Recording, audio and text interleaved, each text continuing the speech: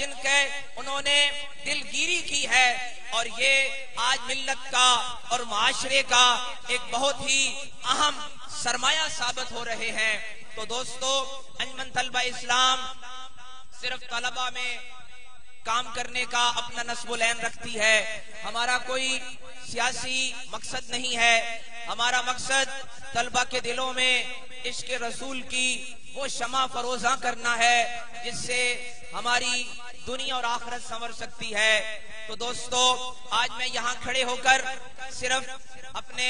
نوجوان دوستوں سے ہم کلام ہوں کہ آپ آئیے، اور جس طرح پہلے ہماری 50 سال سے زیادہ کی تاریخ ہے کہ طلبہ نے انجمن طلبہ اسلام کو بنایا، اور طلبہ نے ہی انجمن طلبہ اسلام کو چلایا، اور اس کے تربیتی نظام سے اور اس کے جو مؤثر نظام ہے، تنظیمی سٹرکچر ہے، اس کے تحت طلبہ نے اس سے تربیت حاصل کی ہے۔ تعلیم اپنے آپ ادارے میں، اپنی درسگاہ میں، اپنے کالج میں، اپنی یونیورسٹی میں حاصل کرتے ہیں اور اپنی ڈگری لیتے ہیں، مگر انجمن طلبہ اسلام آپ کو ایک ایسا ماحول دینا چاہتی ہے اور آپ کو ایک ایسا تربیتی گہوارہ دینا چاہتی ہے جہاں پہ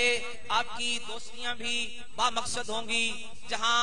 آپ کی نجی جو نشستیں ہیں، آپ کی جو ذاتی زندگی کی محافل ہیں، وہ بھی با مقصد ہوں گی، با معنی ہوں گی، اور وہ بھی ضرور عشق رسول صلی اللہ تعالی علیہ وآلہ وسلم سے لبریز اور سرشار ہوں گی۔ تو دوستو،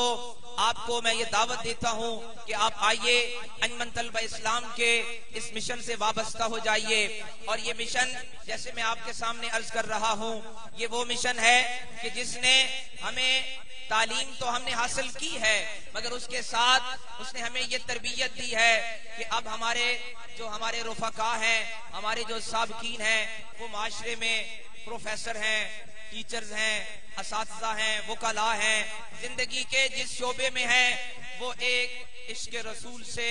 اور معاشرے کی فکر سے اور خدمت خلق کے جذبے سے سرشار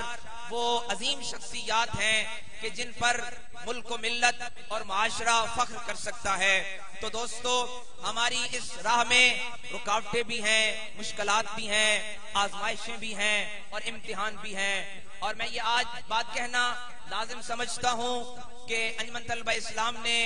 پاکستان کی تاریخ میں الحمدللہ عشق رسول کے حوالے سے، ناموس رسالت کے حوالے سے ہر موقع پر اپنی قربانیاں پیش کی ہیں۔ اور جس طرح حضور غریب نواز پیر محمد امین الحسنات شاہ صاحب تشریف فرما ہے کہ ہم نے ہر دور میں اپنی تعلیمی سرگرمیوں کے ساتھ، اپنی نصابی سرگرمیوں کے ساتھ، یہ جو ہماری تربیت کا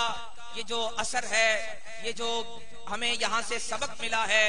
اس سے ہم نے یہ سیکھا ہے، اور پھر ہم نے معاشرے میں اور ملک و ملت کے سامنے اپنی جانوں کی قربانیاں پیش کی ہیں۔ اور میں توجہ دلانا چاہتا ہوں کہ ابھی حال ہی میں بورے والا میں ہمارے ایک دوست انجمن طلبہ اسلام ملتان ڈویژن کے جو ناظم ہیں، ان کو فساد پرست اور شر پسند عناصر نے سیدی یا رسول اللہ کے نعرے کی وجہ سے، دوستو یقین کیجئے یہ ایک بہت بڑا مشکل اور کٹھن مرحلہ ہوتا ہے کہ جب ہم مسجد میں، جب ہم کسی چار دیواری میں ہم آقا کریم علیہ السلام کی